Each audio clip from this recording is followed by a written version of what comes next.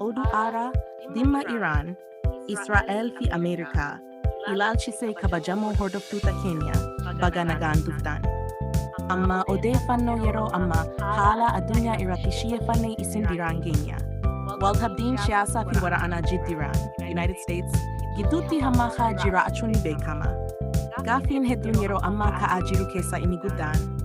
Maaliif Russia fi China Iraan cinaa dhaabbatanii gara waraana kanaatti hin seenne? Kan jedhudha.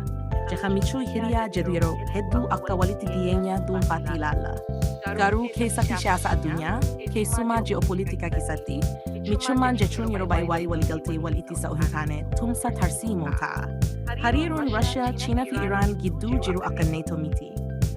NATO'n waliigaltee wal ittisa cimaa qaba tokko irratti haleelaan yoo raawwatame hundi ni deebisu.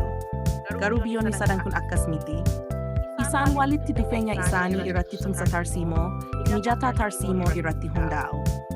Sodaa hariiroo isaanii, dhimma waraana Yuukireen fi naannoo baha giddu galeessaa irratti walitti dhiyeenyaan hojjetu. Meeshaalee waraanaa fi odeeffannoo ni qooddatu. Chaayinaa fi Iraan walta'iinsa dinagdee cimaa qabu. Chaayinaan boba'aa Iraan irraa bituu guddaadha.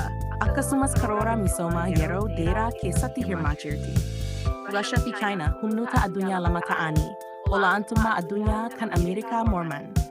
Addunyaa multipolar jechuun humnoonni hedduun shisha ta'an akka jiraatu barbaadu. Maaliif waraanatti seenan? Tokkoffaa Russia fi China humnoota niwukilaaraadha. Waraana kallattiin Ameerikaa waliin jalqabuun balaa waraana niwukilaaraa fiduu danda'a. Kunis addunyaaf sodaachisaadha.